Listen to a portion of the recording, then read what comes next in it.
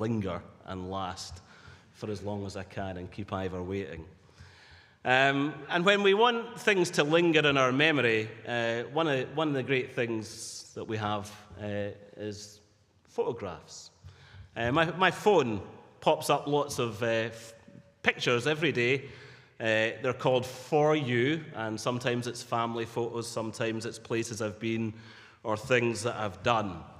And I love just looking back over photos of family or friends and thinking about the times that we've spent together and seeing how they've been changing over the years. And the psalm, of course, points us towards a God who is enthroned on heaven, but who is very close to us in our struggles here on earth. And if I think about the idea that God might want to take some photographs of us here tonight, then one kind of photograph, of course, is a portrait photo. And if God was taking a portrait photo of you this evening, well, I think it would look like some rapid aging has taken place, that your wrinkles are a bit deeper than they were just a few years ago, your hair's thinner, and your belly is a bit flabbier. We are survivors of a time when leading a church went from being pretty challenging to almost impossible. And the last few years have probably taken its toll on each of us at a personal level. So the portrait photo would show one story. If we were to take a landscape photograph, capture the bigger picture, the bigger scene, then of course there's so much going on in the world right now. We've been through Brexit and we're still dealing with the consequences of it. We've been through COVID and we're still dealing with the consequences of it. We've had to close our churches. We've been through loss and suffering at personal and congregational level. And now we're living in a time that we just never expected to see, as war is unleashed in the continent of Europe again. The sheer shock of seeing destruction visited upon European cities and people just like us. The news filled every day with stories of conflict, food price spiraling, inflation, fuel costs and shortages. And so we've got those two contrasting pictures, one of our own personal turmoil and then one of the wider instability of our current situation. And I think the psalm speaks to us in two very clear, helpful ways. In one way, it speaks to us of God's comfort. He's the God who bears our scars and shares our suffering. But secondly, I'm going to also say that the psalm speaks to us of God's call, that he's still the God who is building his church and who is going to continue to use his church on his mission for his glory. So I'm going to think about those two things for a little while, the way in which God comforts us in our suffering, and then the way in which God calls us on his mission. So this idea of comfort. I've lent out so many books over the years that I can never find a commentary when I need one. So I was looking for commentaries in Psalm 22 last week, and somebody ended up sending me a PDF of Tremper Longman III, whose books I don't possess. But anyway, this is what Tremper says about Psalm 22. He says, Psalm 22 is a psalm of lament by a person who does not feel the presence of God in the midst of suffering. The well-known Christological sense of the psalm should not distract us from the fact that the psalm is a model prayer for worshippers today who can use this psalm to call on God to make himself present in the midst of pain. So the psalm is a psalm that gives you and me permission to lament. And I think it is a good thing for us to lament as we gather because the last few years have been hard. And they have been marked by loss, by sorrow, by grief and struggle. Many of you have had to conduct funerals and pastor people through hard and difficult experiences. Your own loss, the loss of your people, will have weighed heavily upon you. Many of us are still grieving over the difficulties and the hardships that were suffered. And the psalm reminds us that it's okay to grieve, to sorrow, to mourn. And the psalm gives such powerful voice to our sadness and our sorrows. I'm really struck within the psalm by the sense that this is a man who is the psalmist is kind of dissolving before our very eyes. He's melting away, as he puts it himself. During lockdown, I tried my best to keep myself healthy. I went out for lots of walk. I sat in the sun as much as I could. And I took Berocca every single day. So that's the vitamin C tablet, and you drop it in water, and it goes orange, and it just sort of dissolves away. And as I was reading of this man and how his heart melts away and his strength melts away, that was a picture that came to my mind of something solid dissolving. And he feels that himself. I'm poured out like water, he says to us in the psalm. My heart is turned to wax. It's melted away within me. This is a man with nothing left in the tank. He's fearful, he's afraid, he's spent, he's nothing left to give. He's a hollow man, empty on the inside. As he goes about his life, he's a zombie going through the motions. And probably some of you felt like you were performing some kind of zombie ministry in the last few years, empty on the inside, feeling pretty dead, going through the motions. How did he end up feeling like he was just melting and fading away? Well, the psalm's full of a sense of distance, isn't it? My God, why have you forsaken me? It's not the fact that he's suffering that haunts him, but that he is alone in his suffering. And he feels forgotten and abandoned by God, just as many of us will have done in difficult and hard times. And as he struggles against these inward feelings of loneliness and abandonment,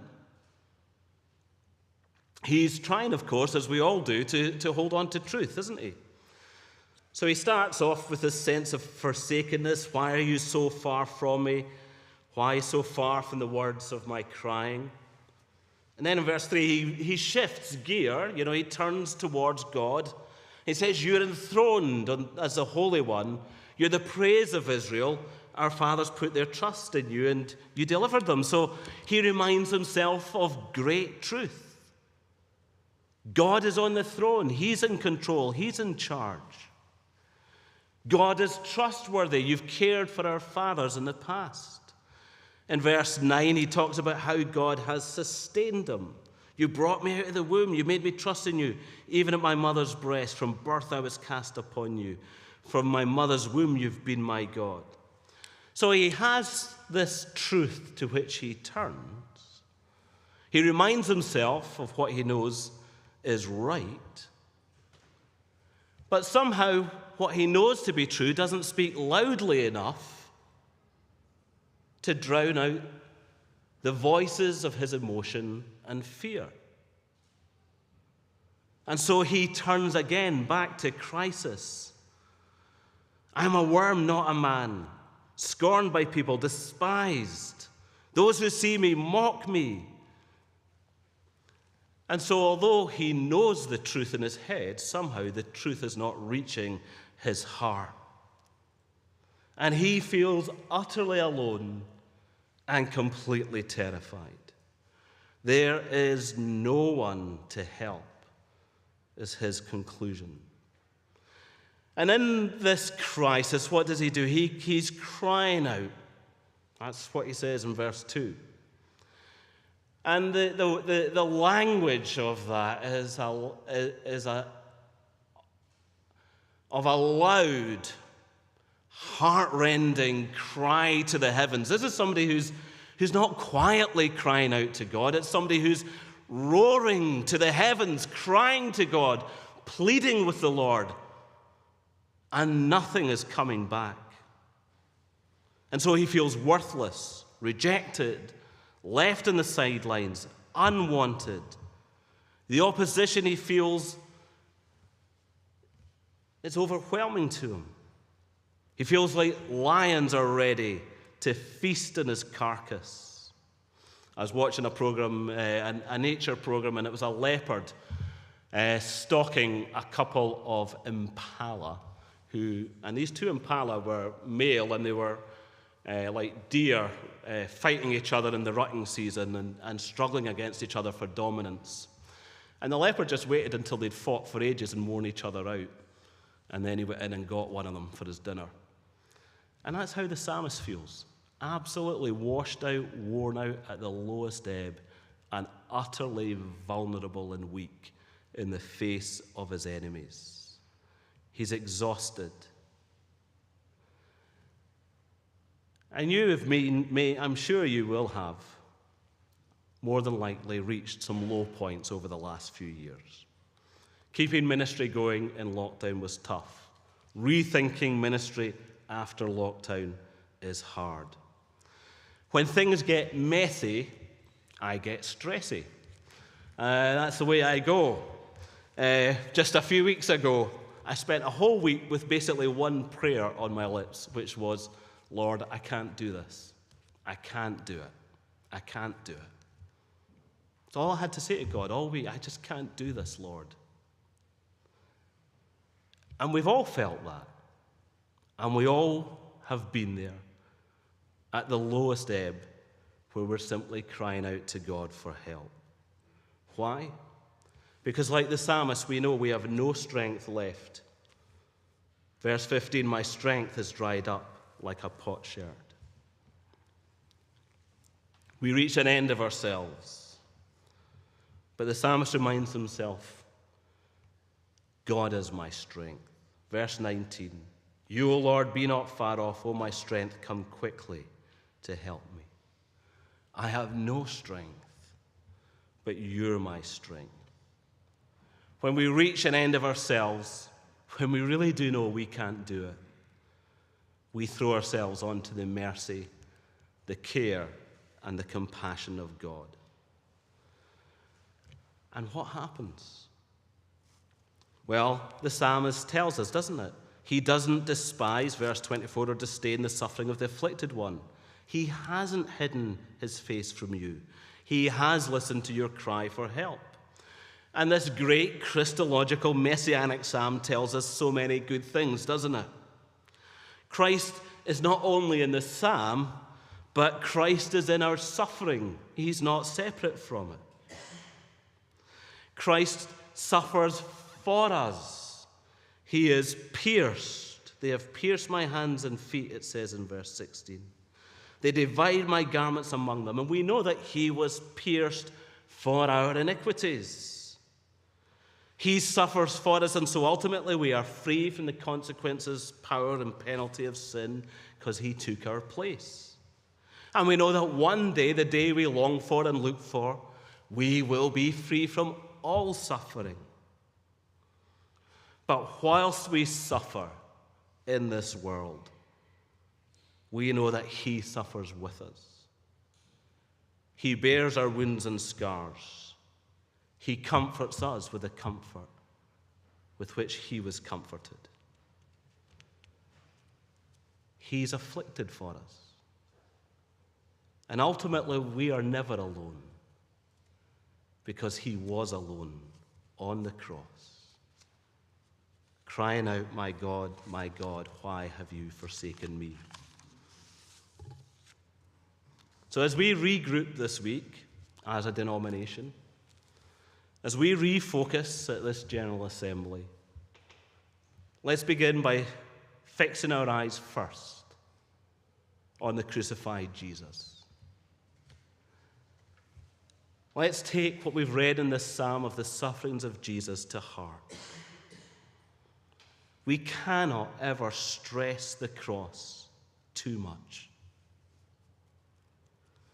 Take heart today that he loves you, and he loved you enough to bear your sin. He carried your grief. He was pierced for your transgressions. Your sin is hammered into his hands and woven into a crown of thorns that pierced his skull. And he endured separation from his Father for you, so you will never be alone. And of course, what the cross ought to do is to soften our hearts.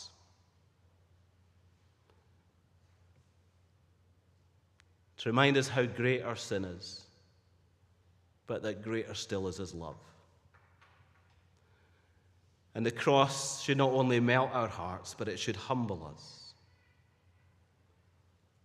Because it reminds us that we are nothing and he's everything. And so I want to say to myself and to you, let's pause before the business of the week. And let's set aside vanity, pride, cynicism, indifference, boredom, hubris. Let's set aside our own agendas and our own work to focus on his agenda, his work. Not our plans, but his plans. Not our will, but his will. Not our kingdom, but his kingdom. He comforts us and he calls us. Verse 27 says, all the ends of the earth will remember and turn to the Lord. The families of the nations will bow down before him. For dominion belongs to the Lord, and he rules over the nations. So from the fruit of his suffering, Jesus is bringing the nations to worship him. From deep suffering comes deep blessing. From great hurt comes great hope. And so now, of course, the mood of the psalm has lifted, and hopefully as we get through the sermon and through the week, our mood will lift and our joy will deepen, and we will feel cause to celebrate and give thanks. Because we live on this side of the cross. We live in the day of resurrection life. And we live under the good care of a God who redeems our sufferings and turns them to good because of the cross. From the depths of suffering, he rises up to bless the nations. And so we rise up from our sufferings to bear witness to his goodness and to praise his name. Verse 22, the psalmist says, I will declare your name to my brothers. In the congregation I will praise him. And so I want to say this. The landscape has shifted. Ministry has changed. Your church probably looks very different from pre-COVID. But the call of God on our lives and on our leadership remains the same. The work of mission continues because the families of the nations are to be brought to worship Jesus Christ. So despite your deepening wrinkles, your thinning hair, your flabby stomachs, despite the tumult of the world, God's gospel mission doesn't vary. We keep on keeping on, not in our own strength, but in his. Because we know that as we're brought to an end of ourselves, that real ministry begins.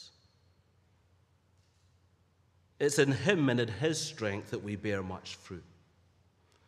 We are called, aren't we, to the cruciform life, which means that by virtue of union with Christ, we die to self and we rise up to serve the mission of the gospel. So the call is the same, but the context is changing. What does mission look like in our 21st century Scottish setting. What does it mean for us today as the Free Church of Scotland to reach out to the ends of the earth and the families of nations? And I want to say this, that 21st century mission is both local and global. Mission can mean crossing the street today, and mission can mean crossing the world today. One of the great things about mission in the 21st century is that the world has come to us. Local mission, just crossing the street, can bring you to people of all kinds of cultures and backgrounds. And one of the things about the globalized world and mission today is this, that we are no longer just the senders of mission, but we're also the receivers and the beneficiaries of mission. 21st century mission is no longer one direction. Mission today is not about us sending and others receiving. Andrew Walls, the missiologist, used the phrase, mission is from everywhere to everywhere. And in an age of migration, as the nations come to us, so often people come from other continents and countries bearing good news from Jesus Christ for the people of Scotland. Scotland is being blessed and strengthened as Christians come from across the borders and across the world to live here. And so one of the questions for us as we gather is this. If the nations have come to us from across the border and across the globe, are they finding a home with us? Do we offer a humble welcome and a readiness to learn from the riches and treasures that Christians from other nations and cultures bring to us? If our congregations are inward-looking, if we approach mission and ministry with an attitude of superiority, who's like us and our Reformed theology and Presbyterian polity, if the culture of our local church is set in the concrete of tradition, if that's the way we approach things, then there's not going to be much way for the outsider to find their way in to the life of the Free Church or of your congregation. We need humility to learn from other Christians in other cultures, from other nations. We need an openness to receive them and to be blessed by them. Like the Apostle Paul, we want to be utterly inflexible in the gospel, but flexible in other things, so that we can be all things to all men, so that we will win many for Jesus Christ. So what does it look like to be an intercultural church in 21st century Scotland? Those are the kind of questions we need to be wrestling with. And what does global mission look like? In the 20th century, of course, huge numbers of missionaries went from the West to the rest of the world. In the 21st century, far fewer missionaries are going from the West to the rest of the world. Some still go, and that's great, but it's in much reduced numbers. And so now many of our resources are not focused on sending people, but on sending money and help to strengthen indigenous churches across the globe for their mission in their context. So one of the great efforts we need to make as a denomination is to call our congregations not only to be open at welcoming new cultures, but also about engaging globally to resource and bless other churches in other nations that don't have the same resources we do. I haven't done a lot of travel as moderator. COVID didn't really allow that. I snuck off to Athens a couple of months ago and had a meeting with the Greek Evangelical Church, which is the first Protestant denomination in Greece. They're Presbyterian, so I met with their moderator and some of their assembly people and some of their church planters. And they're a tiny minority in Greek culture. And it's a difficult setting for ministry, because to be Greek is to be Orthodox. And they long for the fellowship and the resources we have. We may feel like small churches in 21st century Scotland, but many European countries think that Christianity in Scotland is strong and vibrant compared with their setting.